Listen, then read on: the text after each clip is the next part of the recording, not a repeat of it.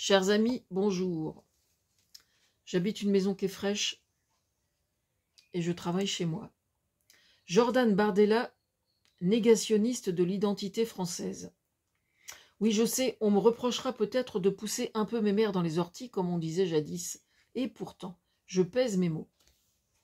France, terre d'asile, ça n'est pas qu'une association ou une formule que l'on brandit ainsi pour se donner bonne conscience. Le siècle des Lumières, c'est bien de chez nous que ça vient, que ce phénomène s'est produit. Et si j'ai appris Rousseau par ses confessions quand j'étais en première, quand j'étais au lycée Jeanne d'Arc à Rouen, même si j'ai raté mon bac dès le début et que je n'ai absolument pas éprouvé le besoin de le repasser, j'y ai appris quelque chose quand même. Ça me fait plaisir de faire référence à ça quand même. Pour moi, il n'y a pas à tergiverser. Soit on a foi en l'être humain et on a pour devoir en politique de se mettre à son service en respectant le plus possible les fondements que nous ont appris le siècle des Lumières, qui continuent à nous éclairer et permettent à chacun d'espérer. Soit on laisse libre cours à une vision strictement court-termiste de la politique en suivant Bardella et Marine Le Pen. Quand je parle de vision court-termiste, c'est démontré sous tous les aspects, c'est du court terme. C'est-à-dire, voilà ce qu'on vous promet dans un premier temps, vous paierez les pots cassés dès la deuxième année, il n'y a pas de problème.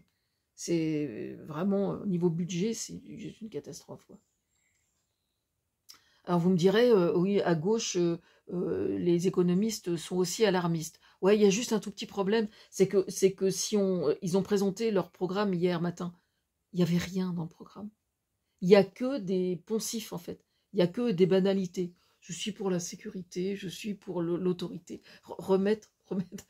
Je vais réinvestir, comment il a dit, réinvestir l'autorité. J'ai écrit un livre sur l'autorité, donc je connais un petit peu le problème quand même. Dire qu'on est pour l'autorité, je veux dire, mais c'est d'une connerie, mais magistrale, quoi. Franchement, tout le monde est pour l'autorité. Tout le monde. Et les actes, ils sont où? On y reviendra. Je n'ai personnellement aucun diplôme, quasiment. J'ai le brevet des collèges.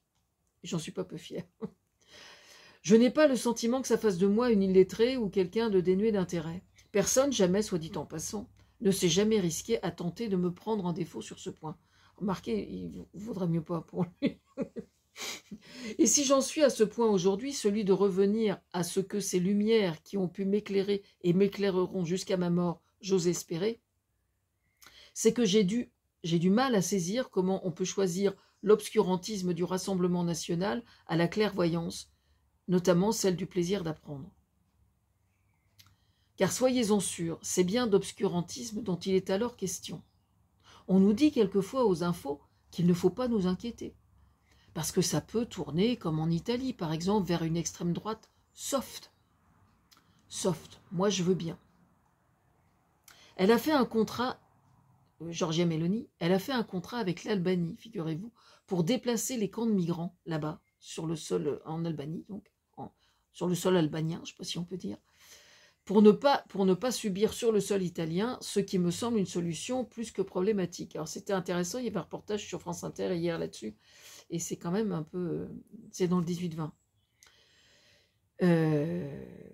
Oui, ça peut tourner ça peut aussi tourner comme chez Viktor Orban en Hongrie, qui est en train d'attraper la poutinite aiguë avec une restriction progressive des libertés individuelles, comme ce qui est en train de se produire quand on entend ce matin que l'investigation va être criminalisée. Alors tenez-vous bien, les infos ces jours-ci, il y a un truc extrêmement important qui est en train de se produire. Aux USA, on vient de libérer Julian Assange, ce qui amène une note d'espérance pour tous les lanceurs d'alerte dans le monde entier. Pendant que sur le sol européen, Poutine fait tout son possible pour tenter de faire vaciller nos démocraties, avec comme arme principale évidemment Internet, lieu de prédilection de tous les truands notoires en politique, sujet que bizarrement Marine Le Pen et Bardella n'abordent jamais. En dehors du fait d'interdire les portables au lycée et au collège, c'est une chose. Mais par contre, tout ce qui est criminalité sur Internet, c'est un sujet qu'ils ne savent pas de quoi. Ça n'est jamais abordé. Pourquoi? Parce que toutes les guerres se font par l'intermédiaire d'Internet aujourd'hui. Toutes. Et ça, c'est quand même assez incroyable. Donc, je répète, hein, aux USA, on vient de libérer Julian Assange, ce qui amène une note d'espérance pour tous les lanceurs d'alerte dans le monde entier, pendant que sur le sol européen, Poutine fait son possible pour tenter de faire vaciller nos démocraties. Pourquoi les dictateurs ont-ils aussi peur de l'investigation et des organismes de contrôle de la corruption, si ce n'est pour s'autoriser eux-mêmes les premiers à se servir dans le pot de miel? J'en profite pour faire un clin d'œil à ma fille aînée, avec Winnie l'ourson, et remercie l'Europe d'avoir enfin consenti ces derniers mois à faire reconnaître un miel de qualité sur le plan européen. Mais revenons-en à cette inquiétude.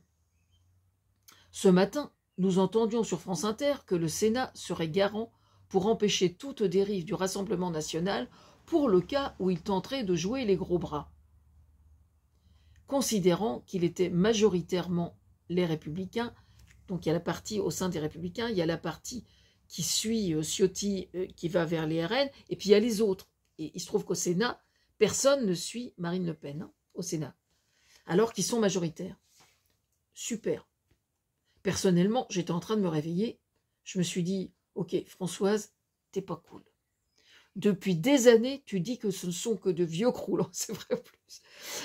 Tu dis que ce ne sont que de vieux croulants, et je me suis parlé à moi-même. Françoise, tu fermes ta gueule. Au cas où ça tourne vraiment mal, on va bien être content de les avoir, les vieux croulants, pour servir de garde-fou. Je me parlais à moi-même, hein, j'ai le droit d'être grossière avec moi-même. Pour info, quand nous étions inquiets aux USA, quand Trump était sur le point d'arriver au pouvoir, on nous l'avait déjà tourné ainsi. Et on a vu comment ça a tourné. Alors, ça a tourné qu'en fait, tout ce qui était, toutes les têtes dirigeantes des différentes institutions, il les a détournées, comme par exemple les juges suprêmes, etc., ce genre de personnes, vous voyez. Donc, ils n'ont pas. On nous dit que les institutions sont là pour garantir effectivement le fait qu'il n'y ait pas d'abus, qu'il n'y ait pas de prise de pouvoir incontrôlée, etc. On se rend compte qu'une fois qu'on est confronté au problème, les institutions, elles ne sont pas toujours à la hauteur, quoi. Donc, j'ai un petit doute quand même là au sujet du Sénat, qui serait un bon garant face au RN. Personnellement, j'aimerais en être aussi sûr, quoi. Un quart d'heure plus tard, toujours sur France Inter, on nous expliquait toujours sur France Inter donc que dans l'hypothèse où le Rassemblement national serait majoritaire à l'Assemblée nationale, le Sénat ne pourrait rien faire. Donc, pour résumer, il y a bien le feu au lac.